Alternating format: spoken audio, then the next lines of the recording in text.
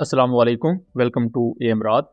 दोस्तों, ईरान ने वो कर दिखाया है जो अभी तक पूरी दुनिया में कोई नहीं कर सका। ईरान ने अमेरिका के F-35 स्टेल्थ एयरक्राफ्ट को हिट किया है, ऑफिशियली वीडियो रिलीज की है और पूरी दुनिया में अब अमेरिकन F-35 की कैपेबिलिटीज पर सवाल उठ गए हैं कि इतना महंगा एयरक्राफ्ट और इतना एडवांस्ड एयरक्राफ्ट, क्योंकि स्टेल्थ एयरक्राफ्ट में जिसका ऑपरेशनल रिकॉर्ड मौजूद है और जिसने एयर टू एयर किल भी की है, जिसने एयर टू ग्राउंड ऑपरेशंस भी किए हैं, suppression of enemy air defence system जैसे डिफिकल्ट ऑपरेशंस किए हैं, वो F-35 है, ये मानना पड़ेगा। लेकिन F-35 को ईरान के सरफेस टू एयर मिसाइल ने हिट किया है, ये अब अपने आप में एक बहुत बड़ी चीज है। ये जब पूरी सिचुएशन अनफोल्ड हुई तो इंडियन साइड बेगानी शादी में अब्दुल्ला दीवाना के तर्ज पर आए और उन्होंने कहा कि भाई पाकिस्तान फ्यूचर में अगर J-35 लेता है या इवन चाइना के J-20 को हम इसी तरह टारगेट कर सकते हैं। तो क्या ये पॉसिबल है और ईरान ने किस तरह टारगेट किया F-35 को, क्योंकि इससे पहले भी ईरान वैसे क्लेम करता रहा है लेकिन उसके सबूत ईरान प्रेजेंट नहीं कर पाया। लेकिन ये पहली दफा है कि ये कंफर्म चीज हो गई है और इसे अमेरिका ने भी कंफर्म कर दिया है। यूएस का वर्जन डिफरेंट है, ईरान का वर्जन डिफरेंट है, तो हम उनको भी डिस्कस करेंगे। सबसे पहले तो मैं बता दूं कि यूएस का ऑफिशियल क्लेम ये है कि एक F-35 उसने इमरजेंसी लैंडिंग की है, उस पर लिमिटेड डैमेजेस आए हैं, पायलट स्टेबल है।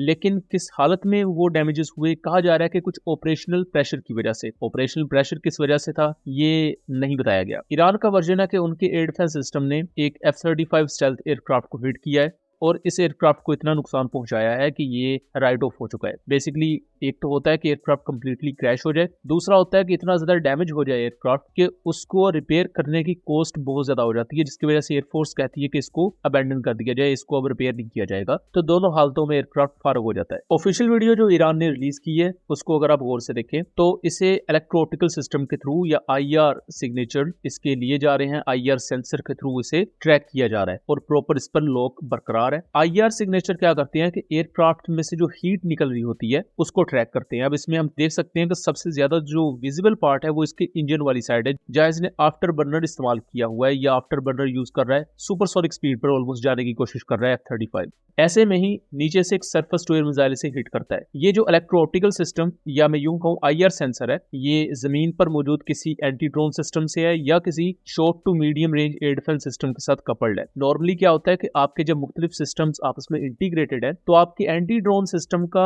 IR कैमरा या IR सेंसर भी कपल किया जा सकता है या यूज किया जा सकता है आपके दूसरे एयर डिफेंस सिस्टम्स के साथ। और ये पाकिस्तान ने पूरा कॉन्सेप्ट मई 2025 में इंडिया के खिलाफ इस्तेमाल किया था कि आपके मुख्तलिफ सिस्टम, मतलब एक सिस्टम ने अगर कोई चीज देखी है तो वो सेम डाटा दूसरे सिस्टम के साथ शेयर कर सकता है, ताकि अगर एक काम एक सिस्टम कर रहा है तो दूसरा काम दूसरा सिस्टम करे। आपका रेट ऑफ एंगेजमेंट ज्यादा हो जाता है, आप इजीली अपने टारगेट को हिट कर सकते हैं। F-35 को रेडार से देख पाना बहुत मुश्किल है क्योंकि ये स्टेल्थ एयरक्राफ्ट है। रेडार अब्जॉर्बेंट मटेरियल इस पर यूज किया गया है, जिसकी वजह से ये अपने ऊपर आने वाली रेडार की रेडियो फ्रीक्वेंसी वेव्स को या रेडियो वेव्स को या तो स्कैटर कर देता है इधर उधर या उन्हें अब्जॉर्ब कर लेता है, तो वो वापस रेडार के रिसीवर की तरफ नहीं जा पाती। और जब वो रेडार रिसीव ही नहीं करेगा तो वो देखेगा कैसे, सिंपल ऐसा है। लेकिन एयरक्राफ्ट जितना मर्जी स्टेल्थ हो वो इंफ्रारेड सेंसर से नहीं बच सकता, बिकॉज एयरक्राफ्ट का इंजन तो हीट खारिज करेगा, तो उसे IR कैमरास देख सकते हैं। इस पूरे सिनेरियो को देखते हुए कुछ ऐसा लग रहा है कि यूएस एयरफोर्स का पायलट, उसका एरर है बेसिकली कि वो एक तो बहुत ज्यादा लो फ्लाई कर रहा था, दूसरा लो फ्लाई करते हुए आफ्टर बर्नर जब उसने इंगेज किया तो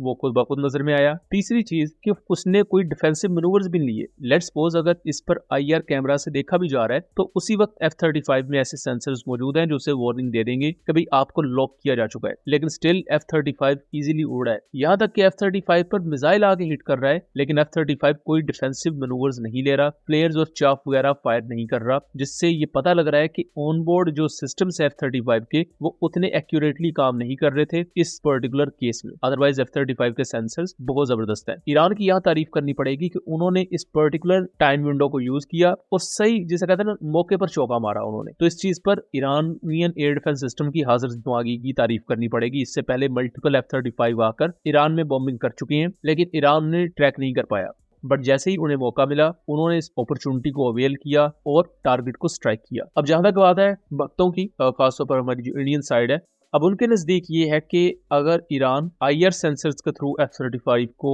काउंटर कर सकता है तो इंडिया को भी IR सेंसर्स बना लेने चाहिए। इवन दो कि मैं उन्हें बताता चलूं कि इंडिया के पास भी बहुत अच्छे IR सेंसर्स मौजूद हैं और पाकिस्तान के पास भी, जो पाकिस्तान इंडिया के एंटी ड्रोन सिस्टम्स पर भी लगे हैं, कुछ short to medium range air defence systems के साथ भी कपल्ड हैं। बट यहाँ सिर्फ IR सेंसर से बात नहीं बनती, यहाँ हमें ये देखना पड़ेगा कि F-35 किस कंडीशन में मौजूद था, और अगर इंडिया सेम इसी कंडीशन में पाकिस्तानी J-35 को पाएगा तो उसको भी इंगेज कर सकता है, उसके चांसेस मौजूद है। लेकिन यहाँ मेरे नजदीक पायलट की टैक्टिक्स बहुत ज्यादा मैटर करती हैं, बिकॉज US F-35 को इसलिए डिजाइन नहीं किया गया कि वो लो एल्टीट्यूड पर फ्लाई करता रहे। उसको तो डिजाइन इस वजह से किया है कि वो जितना मर्जी हाई एल्टीट्यूड गेन करे, उसको रडार के थ्रू डिटेक्ट कर पाना बहुत मुश्किल रहेगा। तो वो एक्चुअल इम्यूनिटी तो ऑलरेडी F-35 के पास थी, लेकिन यहाँ समझने से मैं ये कह हूं कि F-35 का पायलट फिर ना लो फ्लाई क्यों कर रहा था। और जहां तक बात है J-35 को टारगेट करने की, तो लेट्स सपोज अगर पाकिस्तान के पास कोई स्टेल्थ एयरक्राफ्ट आता है या इंडिया के पास आता है, तो वो अल्टीमेटली इस चीज पर उसका इन्हिसार होगा कि पायलट किस तरह उसको फ्लाई करता है और किस किस्म की टैक्टिक्स को यूज करता है। अगर एक J-35 हाई एल्टीट्यूड पर air to ground munition fire कर रहा है तो उसे इंडियन रडार्स के लिए देख पाना बहुत मुश्किल होगा। लेकिन अगर वही J-35 बहुत लो एल्टीट्यूड पर फ्लाई कर रहा है और अपने आफ्टर बर्नर्स इंगेज कर लेता है और इंडिया उस सही वक्त पर अपने IR सेंसर्स के थ्रू उसे देख पाता है, तो चांसेस एग्जिस्ट करते हैं कि उसको किसी तरह इंगेज किया जा सके। बट उससे भी ज्यादा पॉजिटिव चीज ये है कि एक हिट लगने के बावजूद भी F-35